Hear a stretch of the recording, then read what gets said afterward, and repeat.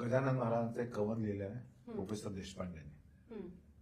देशपांडे हे अकोल्याचे आहेत. 32 पदार्थांचं वर्णन आहे आणि ते मांडून त्यांनी कसं केलं की बाबा गजानन महाराज जेवायला येणार असतात एका श्रीमंत माणसाकडे, तर तो काय बनवेल याची कल्पना त्यांनी केली आणि एका पदार्थाचा शेवट तर दुसऱ्याची सुरुवात अशी ती कडी आहे. जर एक पदार्थ तुमचा चुकला नाव घेताना तर पुढचं सगळं कोलॅप्स होतं. भक्तिमय रांगोळी रेखून त्यात मांडले पात्रा फुले, चला भोजनासाठी देवा पहा सर्व हो झाले भुकेले. शुभ्र सुवासिक गरम भात अन त्यावर साधे वर्ण तुरीचे, शुद्ध तुपाची धार त्यावरी पात्र घमघमे पक्वान्नाचे.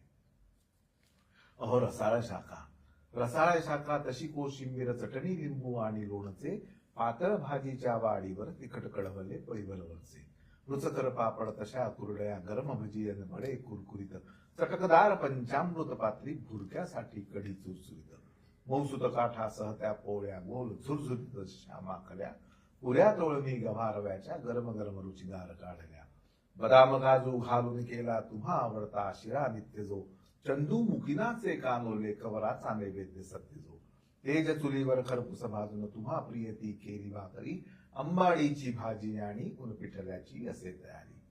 अहो रसाळ थोडी, रसाळ थोडी रंग रसवरी जिलबी अग्र करून वाळली, किंवा रसिले गुलाबजामुन अथवा फेणी दुधात मुरली.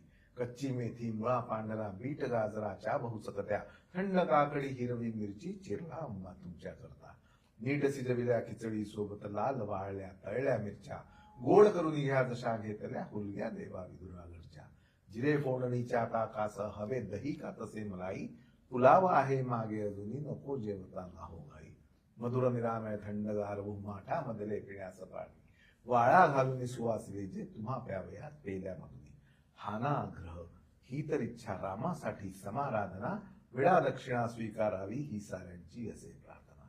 अहो अन्न ब्रह्म, अन्न ब्रह्म हे तुम्ही म्हणाले म्हणून ही ब्रह्म्याचे पूजन, गजानना हो गरीबागरचे आज करावे यथेच्छ भोजन.